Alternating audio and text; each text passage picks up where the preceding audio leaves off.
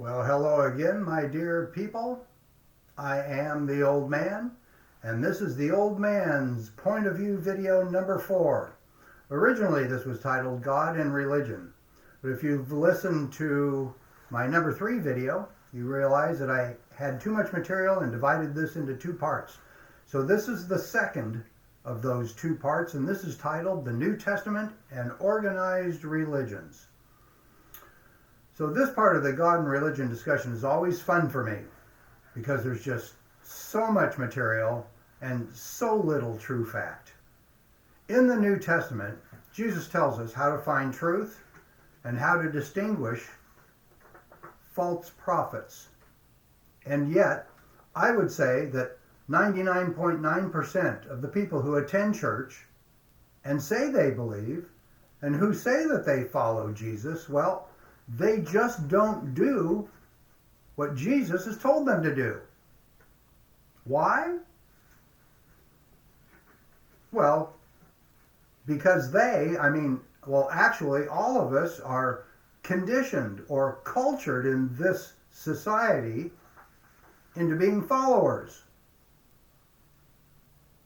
So, now I'll come back to how Jesus told us to find truth and distinguish the false prophets at the end of the video. For now, let's go back to the beginning of the organized Christian religion, which is also where the New Testament in the Bible comes from. Civilizations, empires, nations, societies, from the beginning of history have always understood the important part that religion plays in creating social standards and in controlling the thoughts and behavior of the people. When Jesus died, the followers that he left behind were called Catholic, with a small c. Catholic is a word that means everywhere. In the dictionary, it says that the word comes from the Greek, and that it means through the whole, universal, worldwide, all-inclusive. So these original followers of Jesus continued to be called Catholics until around the year 325 AD, when Constantine, the Emperor of Rome, convened the Council of Nicaea. Now, the council was called in part to resolve a controversy in Christianity called Arianism, which is one of the earliest Christian doctrines that held that Jesus was not divine, Jesus was not a God, but was a created human being just like all of us. The earliest writings illustrate that no one in early Christianity believed Jesus was a God. He was an enlightened man and a prophet. It was at this Council of Nicaea, over 300 years after Jesus died, that Emperor Constantine and the bishops that were under his control decided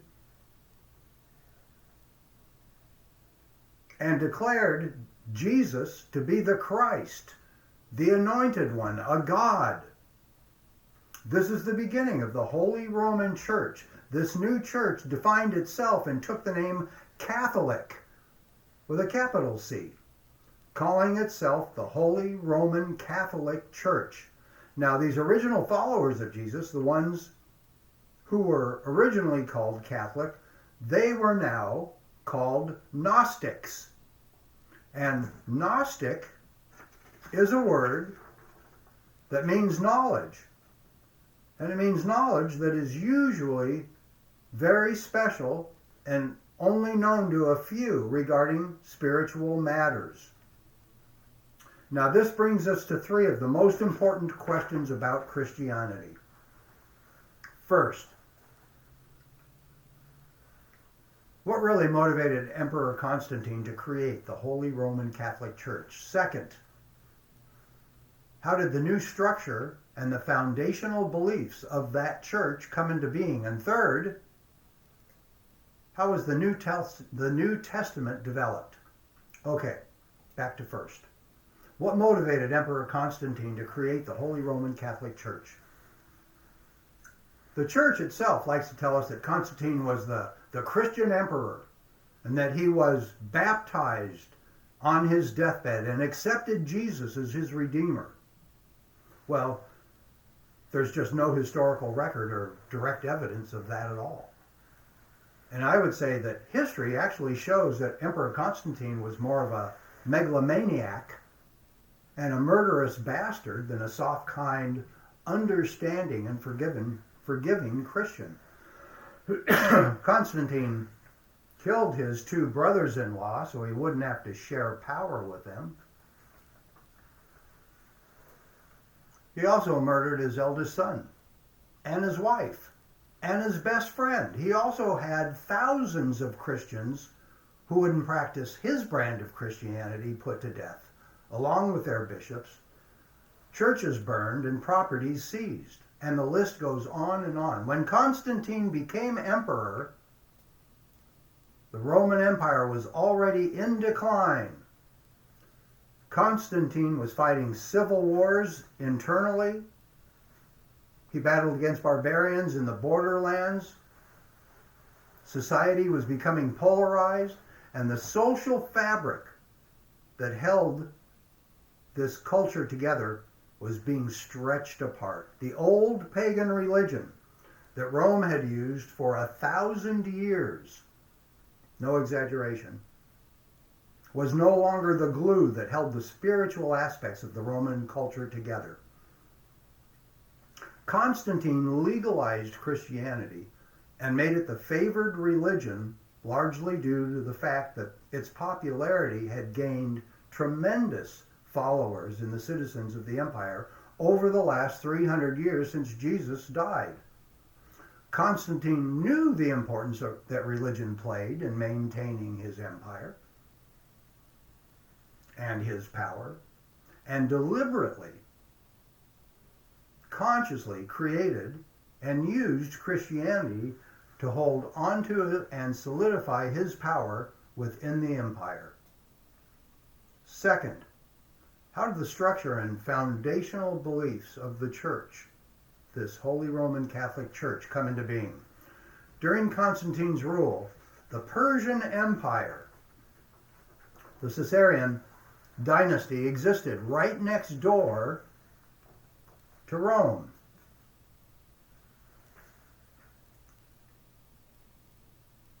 The state religion of the Persian Empire was Zoroastrianism. The Persian Empire and the Zoroastrian religion were well known to Emperor Constantine. Religious researchers agree that Zoroastrian religion was the major influence in the development, structure, and original canon of Christianity under Constantine. Now, here are some of the major aspects of the Zoroastrian religion that will sound very familiar to Christians. Zoroaster, or Zoroastrianism, was the first monotheistic religion in history. Only one God. This one God was all good and all powerful in heaven, and there was a devil, all bad, in hell. There would be a final judgment, and based on that judgment, you would go either to a heaven or to a hell for all eternity. The Zoroastrian prophet named Zoroaster was born from a virgin. Zoroaster said that after he died, he would return again in the future. Zoroaster said that when he was born again, there would be a symbol or a sign in the night sky. There are several more, and it's easy to compare the two religions with a simple Google search. Most religious researchers agree that Emperor Constantine's Holy Roman Church took these structures from Zoroastrianism and assimilated them into the foundational structures and the founding canonized belief system of the Holy Roman Catholic Church. Third, how was the New Testament developed? Well, for me, in this regard, Emperor Constantine was a lot like Adolf Hitler. Hitler is famous for, among other things, his book burning.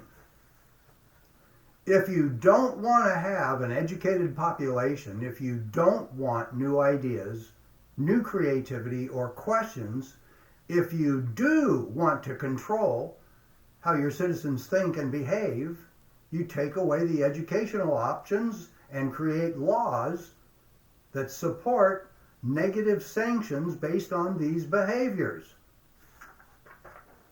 Okay, so for right now, I'm just going to kind of focus on the 4 Gospels in the New Testament. These are the books, Matthew, Mark, Luke, and John, and these are supposed to be the accounts of Jesus and what he did while he was alive. Now, the 4 Gospels in the New Testament, as I mentioned, Matthew, Mark, Luke, and John, well, nobody really knows who wrote those books or when. And as a matter of fact, Mark and Luke never even knew or met Jesus. Their Gospels are based on stories that they heard from other people. Scholars and researchers agree that the Gospels were written between 65 and 110 years after Jesus died. The apostles were probably all dead before the Gospels were even supposedly written. So these were actually, from the time of Jesus' death, they were oral histories about Jesus. And we all know how unreliable oral histories can be.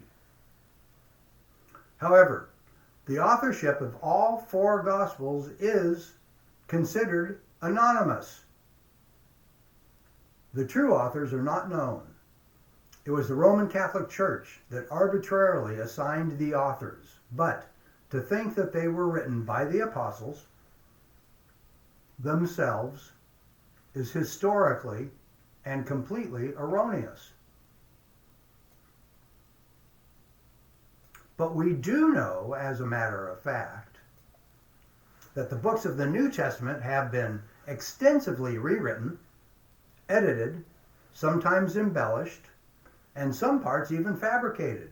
First under the direction of Emperor Constantine himself, and later under the direction of the Church itself. With all of the historical notes that either do or do not exist, it is this old man's belief that the New Testament is a book that has been conjured, massaged, edited, and manipulated to deliver a certain powerful message in order to control and have power over people and to gain and accumulate wealth. The New Testament was made to fit Constantine's new church philosophy and to deliver a message of a hierarchical structure. Once Constantine and his bishops decided on the writings that would make up the New Testament, all other writings, and believe me, during that time there were lots and lots of them, that all other writings and Gospels were outlawed. They were gathered together and burned in public as a show of power, just like, well, that other guy did in World War II. At the beginning of this video, I said, in the New Testament, Jesus tells us how to find truth and how to distinguish false prophets. And yet, I would say that 99% of the people who attend church and say that they believe and say that they follow Jesus, well, they just don't do what Jesus tells them to do. Let me tell you what that is. Truth. Finding truth. Jesus told us that if we wanted to find the truth about God, that we should seek. S-E-E-K. He didn't say go to church and do what the bishop or the priest or other people tell you to do. He said seek. So what does it mean to seek? Well, to seek means that you realize first that something is missing, that you don't have the full story, and that you yourself are responsible for finding the truth about God. Jesus said, people can find truth simply by abiding in his word, which basically was a message of love, and by calmly looking inward into one's own psyche, looking into your mind, your soul, and your spirit. False prophets. Just like Moses did in the Old Testament, supposedly, Jesus told us simply that if an individual prophesies in the name of God and the prophecy does not come true, then he's a false prophet, and to stay away from him.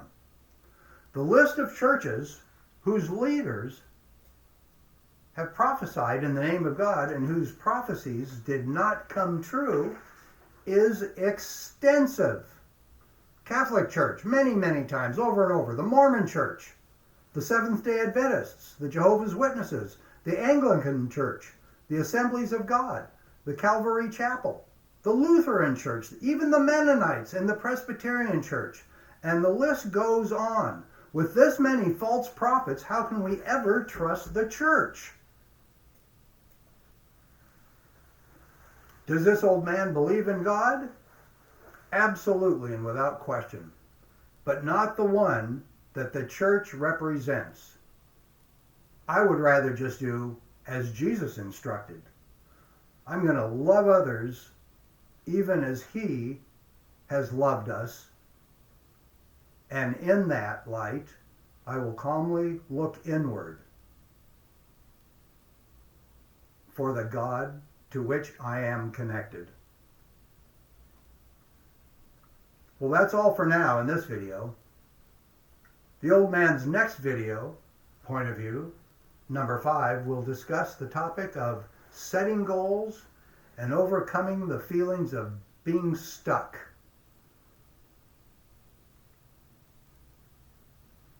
Like you're telling yourself, I'm just not going anywhere in my life, I'm stupid, or I'm done. Remember, be good. Always set an example for others to follow. I love you. I am the old man.